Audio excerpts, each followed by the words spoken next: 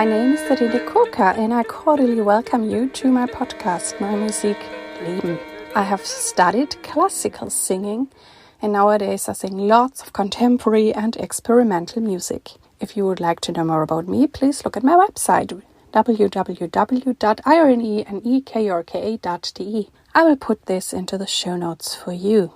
I also invite you to subscribe to my monthly newsletter.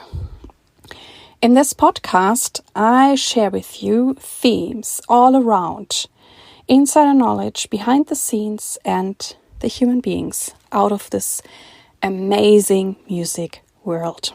And I'm cooperating with the NMZ, der Neuen Musikzeitung, which is a very important German music paper.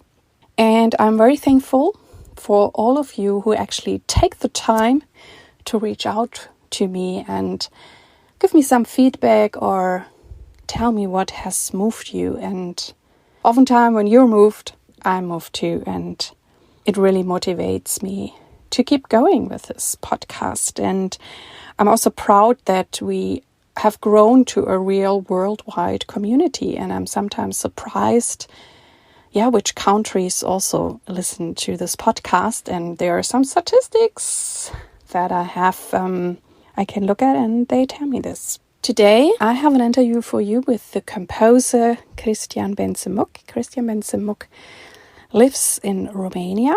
I had the honor to sing there last fall and even premiere a piece by Cristian. So let's dive into the interview with Cristian Bence-Muk.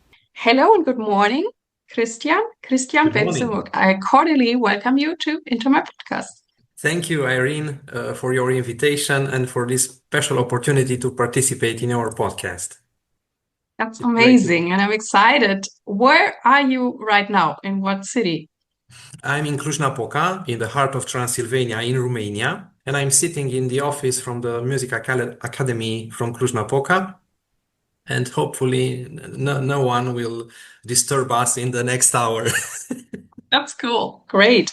And I would like to know from you, how did you find your way into new experimental and avant-garde music? When I applied to the conservatory in 1997, or rather when I first felt the desire to compose sometime around 1994, 1995, I was in 10th grade in high school, my plan was to compose symphonic rock, to study composition in order to learn first and foremost composition and orchestration, and to be able to play in a rock band and compose for the band. If at first symphonic rock seemed like the most elaborate music I listened to as a teenager, after I began to study classical music very seriously, especially contemporary classical music, I gradually abandoned my initial idea. I upgraded and found something much more elaborate and interesting. In fact, the most elaborate and professional music of all possible genres, classical music. And because I believe that today you can no longer fully express yourself in music as a composer through one of the musical languages prior to the 20th century, I turn with interest, curiosity, and passion towards new music, from which I chose and gather what suits me, what I like, and I try to express myself as best as I can in this context. My composition teacher, Hans-Peter Türk, told us that he could only guide us in the direction he believed in. Similarly, I try to write only what I believe in, what makes sense to me first and foremost. So a great story from symphonic rock to contemporary music. Yeah, and when you said it's about finding yourself and your style. Did you find that easy? It wasn't that easy. Until the last year of the bachelor studies, I wasn't very sure where is my place in the new music. Hopefully, in the fifth year of study, I started to understand the possibilities for me to express in the new music, and since then everything looks, I think, okay. And do you play an instrument? Yes, I played violin Cool.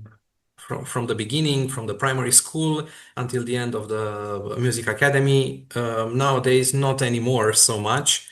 I use it only when I write for strings, for instance. for different extending techniques and so on. It's a great instrument because you have to listen so well and you're busy with tuning and all that. And that's really cool. And I also find that in a country like Romania, you often have a very good training, like also that you get a lot of the basics taught very, very well. Would you agree with that? I hope so. As a violinist, I haven't been very good. I started with a short handicap in the first years of study with not such a good teacher. And then in the third grade, I changed the teacher, but it was a little bit too late to make performance, in a very high level. But I corrected and corrected and tried to improve. And it was very useful, as you said, for the tune, for listening, for develop the musical ear, let's say, and also to make music very directly, playing an instrument, not only composing or. Obviously, it led you to composition. It was so clear. But I think if you have played an instrument like violin, you also have an understanding for the interpreters. And I would like to know what are the qualities you most appreciate in interpreters you work with. Um, I feel very comfortable with musicians, performers, or composers who are open to all kind of music, who are well trained in classical music from Baroque, classical, Romantic periods, but who also seek meaning and sensitivity in new music. You can immediately sense a true professional who is also passionate about what they do, as opposed to a simple performer who does not believe in any of the notes they play or sing. I'm stimulated by the passion and openness of other musicians, and I really enjoy learning from each of them. On many occasions, I have received excellent suggestions from performers regarding my pieces when they wanted not only to get rid of the burden of performing the piece, but were looking for meaning, a credible and authentic expression, when they too wanted to perform very well. In those moments, I feel privileged and happy to be in such company, and I try to be as open as they are, as authentic, and it is as we all are in the service of music. As far as composers are concerned, I feel much more attracted to modest people, despite their obvious successes, and open to other music and musical languages or tendencies, even if they do not practice them. I remember with great admiration the maestro Cornel Țăranu, founder of the Modern Cluj Festival, member of the Romanian Academy, professor of composition, and dedicated composer who, although he was body and soul for the avant-garde music, listened jazz with pleasure, could appreciate a piece written in a neoclassical language or a polystylistic piece, judging its qualities not in relation to his stylistic orientation, but strictly in relation to what any piece and any music should have: balance, variety, contrasts, climaxes, judging the qualities of a piece in the stylistic key adopted by the composer in question with openness and interest. Wow, cool. And I mean, you have written a piece for Martin Wistinghausen and me, so I know that you write for voice and you did a great job, and we're practicing it and rehearsing it and exchanging about it. And so, how is it for you writing for voice? Because this is such a special thing. I mean, I know composers who really like it and they're good at it. And there are a few composers they're actually afraid of composing for voice. And why do you think this is the way how it is? And how do you approach composing for the human voice? Indeed, writing for voice is something very special, especially in the context of newer musical languages. In my opinion, it is noticeable whether the composer has a minimum of vocal culture or whether he approaches the voice as another instrument, embedded in the performer with a certain range and certain technical possibilities. I would recommend all composers and musicians to sing in at least in a semi-professional choir for at least a few years. I sang for 12 years, then I didn't have time anymore, in the Capella Transilvanica choir of the Academy of Music in Cluj, conducted by Maestro Cornel Groza, where I learned a lot about voice and choir from Renaissance music to the 20th century. I also took private singing lessons for a little over a year. At the time, I was considering whether or not to apply for a position in the Cluj Philharmonic Choir, which is fantastic. I also was selected, being a student, as a chorister in the International Choir and Orchestra for a scholarship from the International Bach Academy in Stuttgart in 2001. And I sang in Verdi's Requiem, Messa per Rossini, as well as contemporary a cappella repertoire under the baton of Helmut Rilling. It was an unforgettable experience. So writing for voice is something special. It should be something special. And I don't think anything very good can come out of it without proper adaptation and training. Wow. And what is the range you're singing? Are you baritone, tenor? I'm a tenor. I'm a tenor, but not very high. Wow, the random ones. Cool. And singing in such a great choir with Rilling, I mean, that's very high level. Amazing. Yes, I think Wow. maybe it was the highest moment for me as a singer in a choir. I learned a lot. Wow.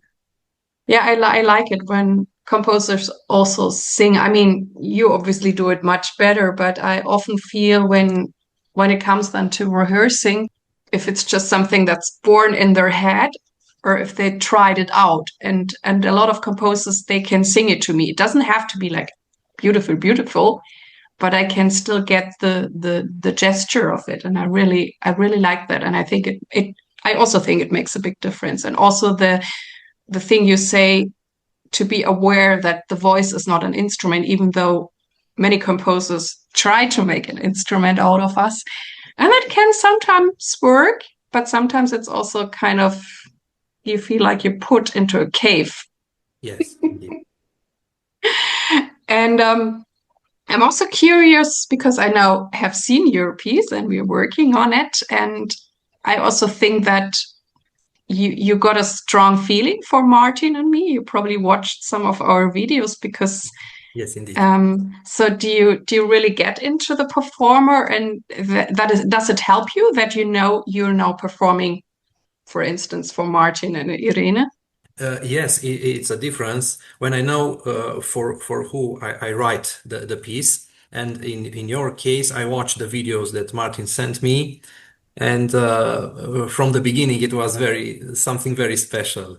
Yes, I try to do something special for special performance. So That's um, great. Yeah, we love the piece, and it's also okay. what I so like about it is that there is humor in it because I feel, I mean, the theme of the festival is humor and play and so on.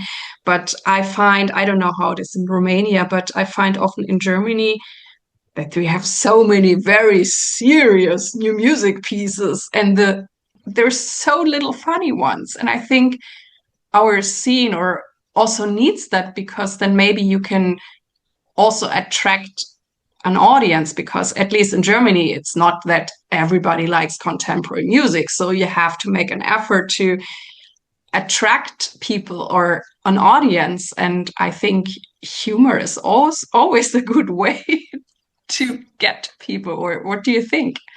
You are completely right. This summer, I had two very difficult things to do. First, to write a piece for piano solo, and the theme for that piece was love. How to speak about love in a new language, it was so difficult to me. I hope I did it right. And also to make a music, to make a piece involving humorous. So, but you are right, these feelings are so important. Eventually, they can bring us new audience, which is very important. To show everybody that the new music is still music only written by living composers Yeah. and maybe a different And language. yeah, and since I also know that you are, I mean, I admire that I mean, I've known now some composers from Romania and talk to them. And I'm so impressed that many of you are also so involved in curating things, and you're busy and you're not just sitting around lazy. And so I know that you're also curating things. And what do you do to attract the audience? Or would you say Romanian people like contemporary music? It's easy, or how do you get them? In Romania, unfortunately, classical music itself is a niche area, very specific, specialized with only a few large cities, Bucharest, Cluj-Napoca, Iași, Timișoara, Brașov, and a few others, having philharmonic orchestras, opera houses, and an audience for such things. When it comes to new music, this already niche audience shrinks to a few dozen people who attend a particular recital or concert. The good news is that there are still quite a few new music festivals. For instance, New Music Week in Bucharest, Meridian, Bucharest, but also held in several locations, Cluj, Iași, Timișoara, Modern Cluj, Remus Georgescu in Timișoara, or festivals that also host new music concerts, like Cluj Musical Autumn, even the great Anescu Festival, which managed to obtain budgetary funds and continue from year to year, from edition to edition, and thus new music lives, grows, and even gains an audience, even if it is one person or several person at a time. I try to expose the audience from Cluj to as many contemporary music concerts as possible. For the past 4 or 5 years, together with the Transylvania Philharmonic in Cluj, I have revitalized 2 concerts with contemporary pieces from Cluj as part of the Cluj Musical Autumn Festival, with research funds managed by the Academy of Music, for which I apply every year, and 2 other concerts affiliated with the George Enescu Festival every 2 years. I'm also running a project in partnership with the Sigismund Toduța Music College in Cluj-Napoca, project initiated by Professor Ramona Ianert-Telcian. Now the project is in its 3rd or 4th edition, through which composers from Academy of Music write original pieces for the pupils, high school students of the music college, who perform them with great pleasure and enthusiasm, a project aimed at bringing high school students closer to new music. So I coordinate projects and concerts, and I hope that my efforts will expose more people to new music. This is, I think, our way to do something about it. Sounds great, also including high school kids, and they are so cute and fresh and open. Sure. And I think you're also teaching, right? Yes, I'm a teacher. Where are you teaching, or what are you teaching? I am teaching at the Music Academy from Cluj-Napoca. I am teaching musical forms and analysis, and for a few years now, composition also. And how is that for you, teaching now yourself composition and hopefully make them find themselves or find their style? Teaching composition is an extremely demanding task, requiring extensive experience and entailing a great deal of responsibility. This is how I feel. At the Gheorghe Dima Academy of Music in Cluj, composition is taught according to the method established by Sigismund Toduța, who was Romania's first doctor of musicology, who obtained his doctorate at the Pontificio Instituto de Musica Sacra in Rome. Until the 1990s, at the time of the December 1989 revolution in Romania, a doctorate in music could only be obtained in Cluj, not in Bucharest, under the tutelage of Sigismund Toduța. The School of Composition he established provides for style exercises, meaning that first-year students begin to learn about and imitate the main styles and composers, starting with the Renaissance, then Bach, Mozart, Beethoven, Romantics, and up to the present day, laying the foundations for a thorough education in the field of music and ultimately find their own style and personal voice in the contemporary context, while remaining fully aware of the enormous legacy of the past. Of course, this method has advantages and disadvantages, like any method. Slowly building a solid musician who later, at the master's level, arrives at new music, but offers the chance for a lasting, solid construction and an authentic voice. The other extreme, let's say, involves direct composition in the soundscape of the 20th and 21st centuries, but which, in the absence of talent, solid prior education, or special intuition on the part of the student, can be like building castles in the sand. In conclusion, I have only been teaching composition for a few years, and I find it one of the most demanding and risky things I do, but also rewarding. I feel I still have to learn a lot, so I try to work with each of my students' creative personalities as they are, and I try to give them stylistic freedom, even though I advise them to explore new music with courage and openness. At the Academy of Music in Cluj, it is understood in an unwritten but long-standing tradition that composition should only be taught by composers who have proven themselves personally, but who also have a substantial number of years of experience in teaching other technical disciplines like harmony, musical forms and analysis, counterpoint, orchestration. Thus, teaching composition is a high level that can be reached. And as far as I'm concerned, I can tell you that this approach is fair.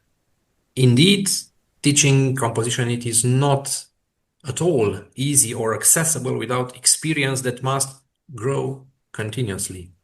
Yeah, I have deep admiration for people who teach composition, and I often say that sometimes when I hear how you go about it, then I wish I had those classes too, because like in voice, and maybe it's the same with violin, I was only told this is right, this is wrong, this is how you have to do it. And I think there was not so much about me or how I feel, and I think it's now changing depending on the voice teacher, that they approach you more also as a human being, because I think, I mean, you're young, and in a way you need this guidance also to develop as a person. But I felt it was just about my voice and technique and all that. And so I'm always jealous when I hear what great things you do in composition classes.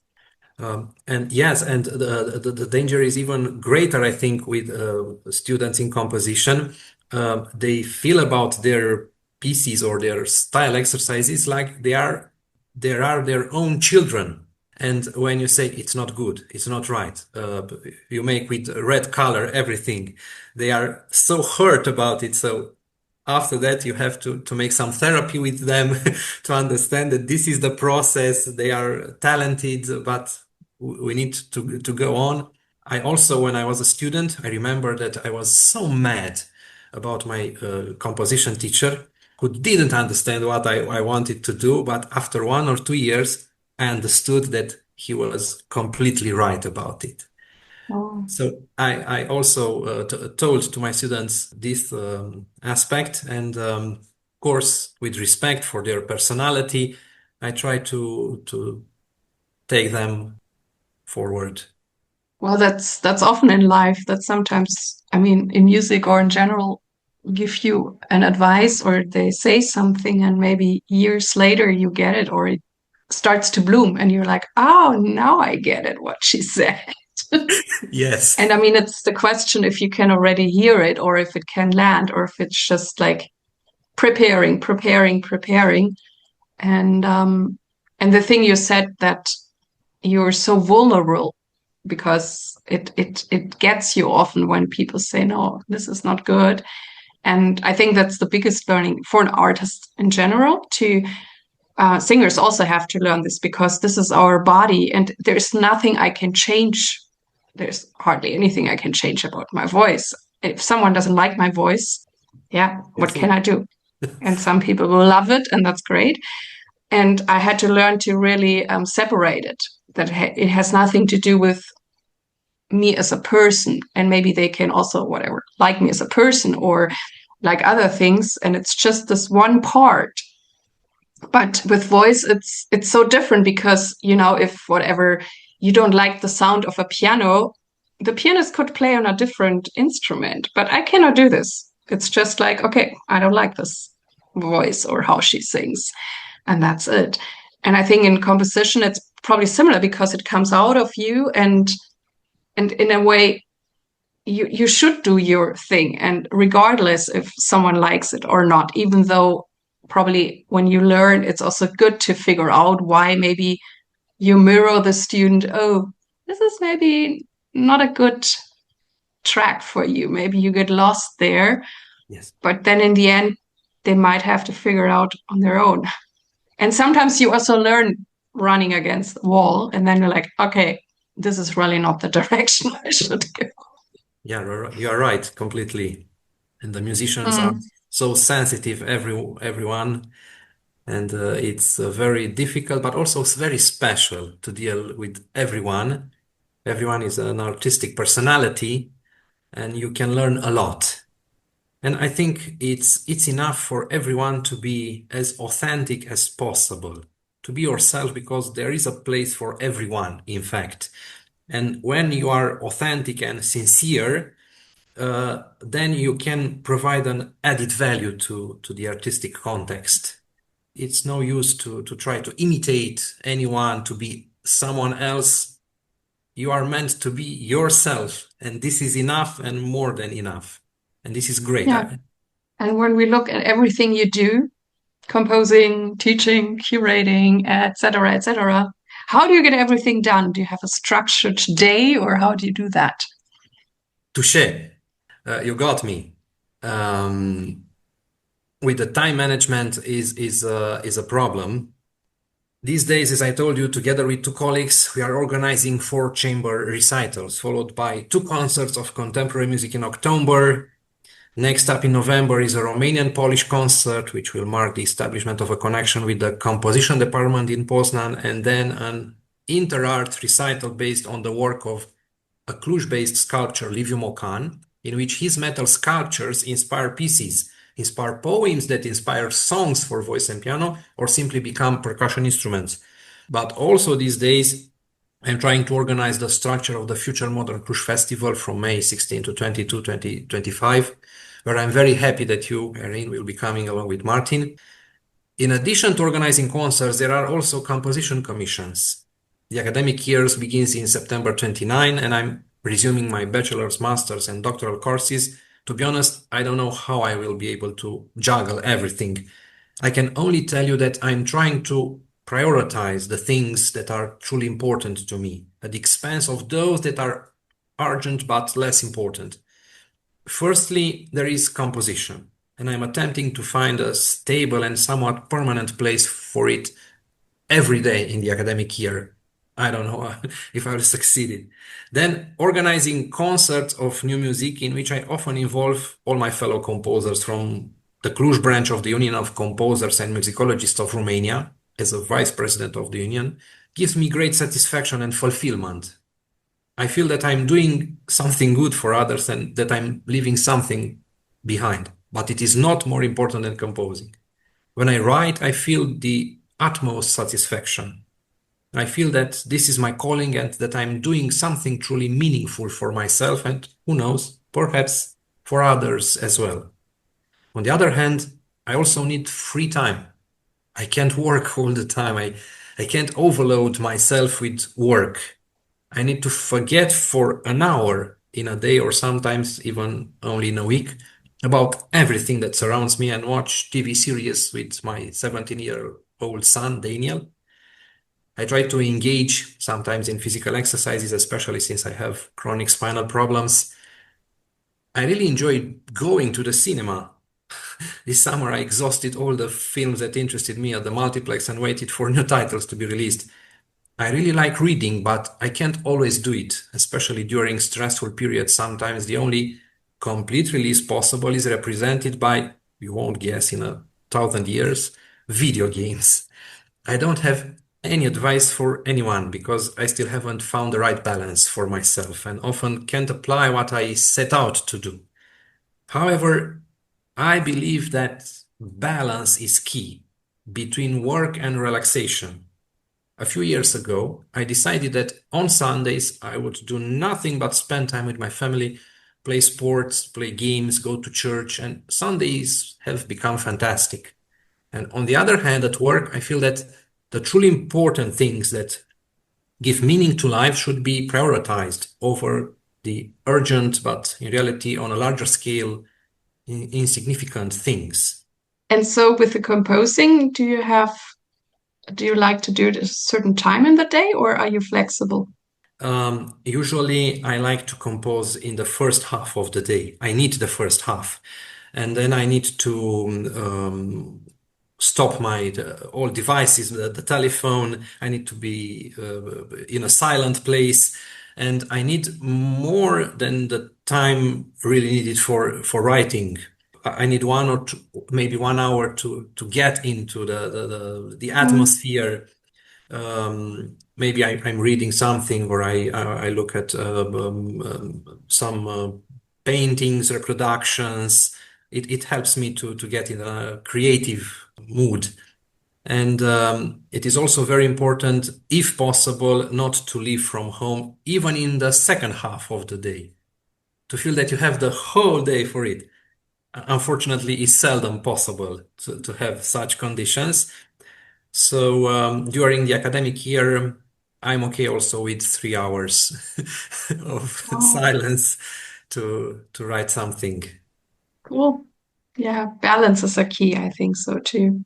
And who or what has played the greatest role in shaping you, and what inspires you? I believe that my composition professor during my bachelor's degree, Professor Hans-Peter Türk, had the strongest influence and shaped me the most. But there are many professors and colleagues, both older and younger, who have shaped me and continue to do so.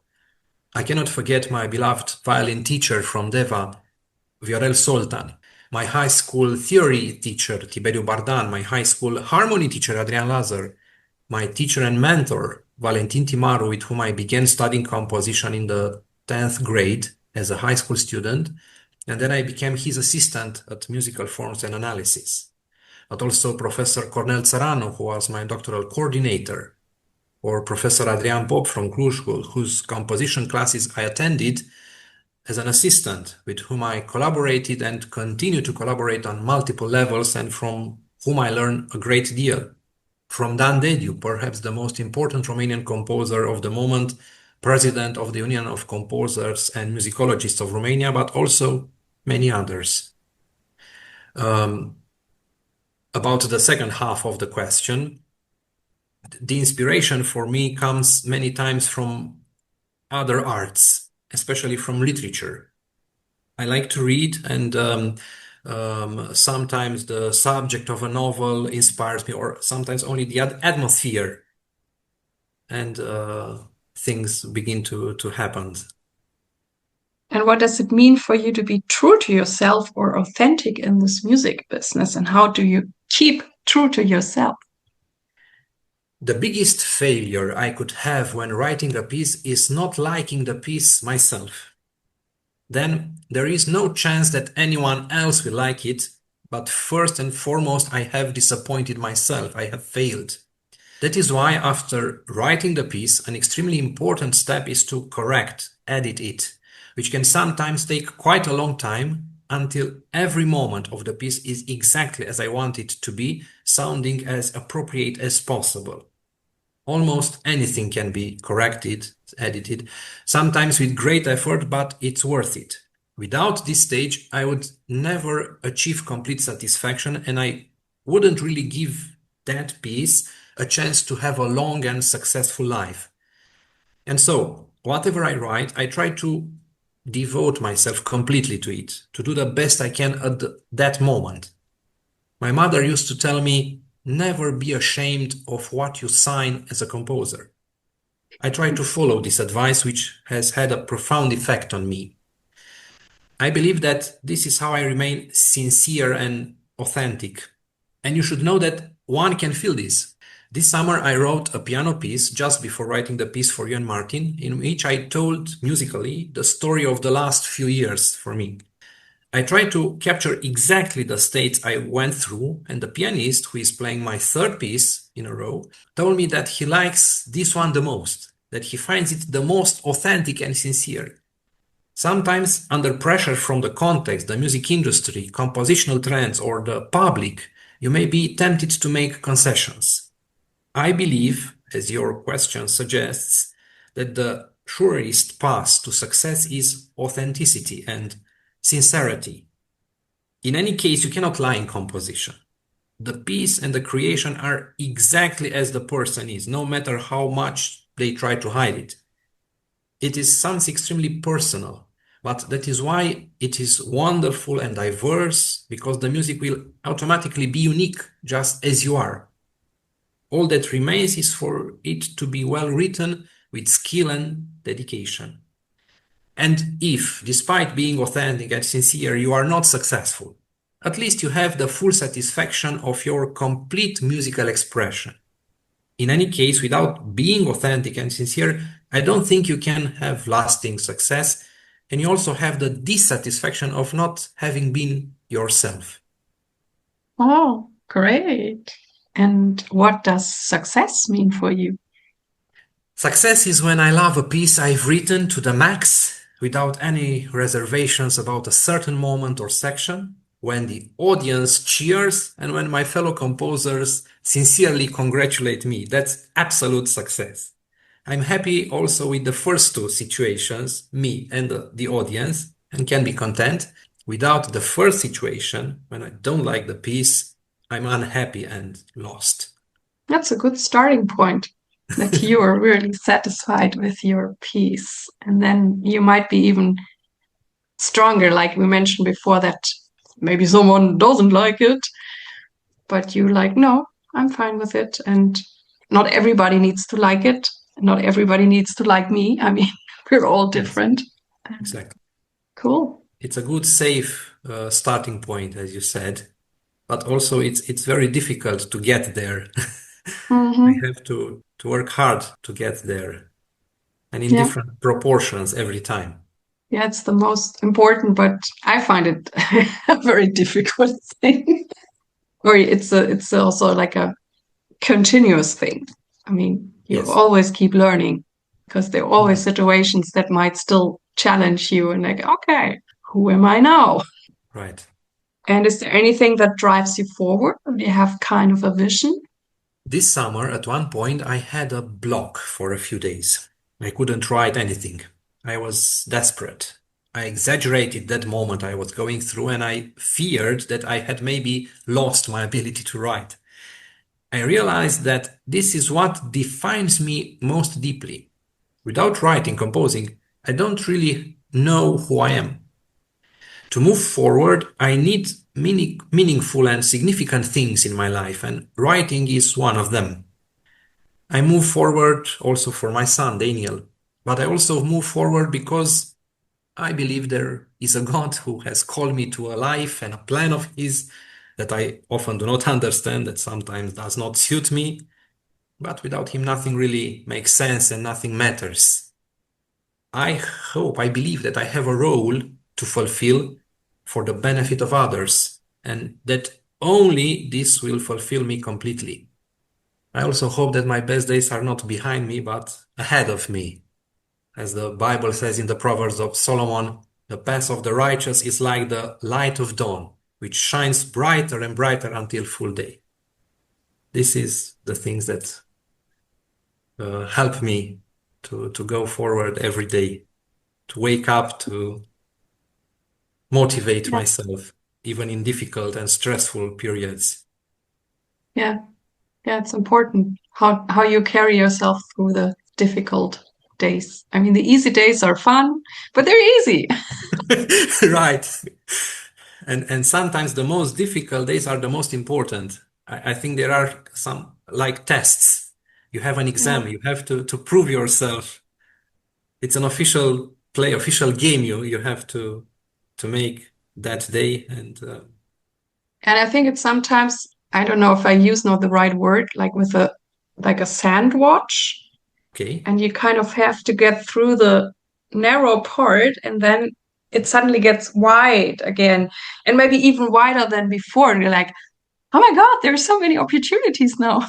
you are right. I'm in the narrow part right now, and I'm waiting for the large part. Yes. I hope that it will come necessarily in the future, in the near future, I hope so. I'm sure.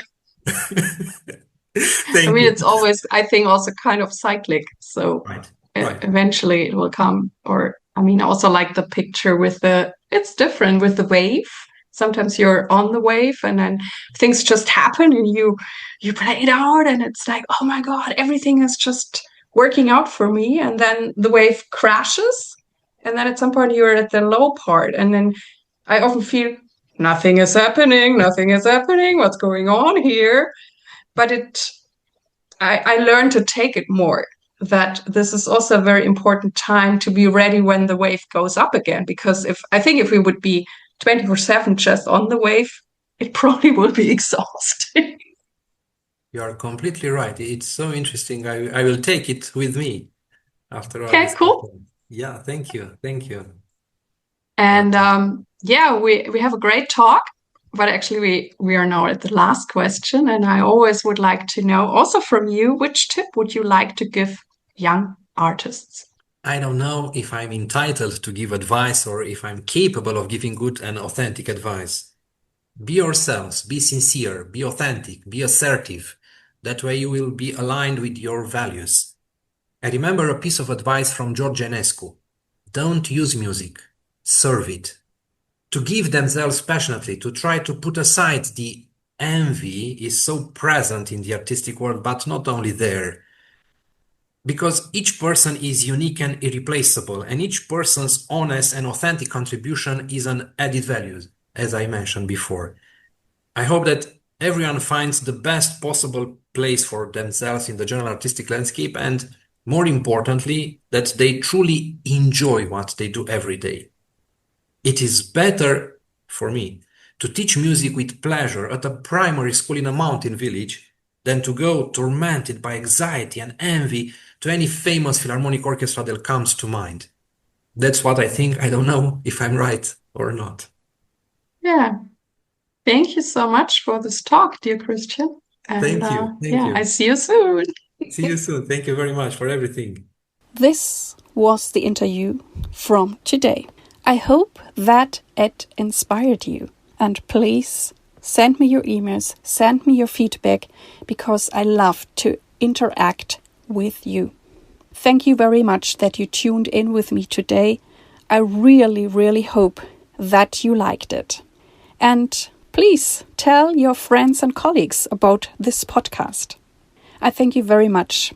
I wish you all the best. Live your music, live your life, and see you next time.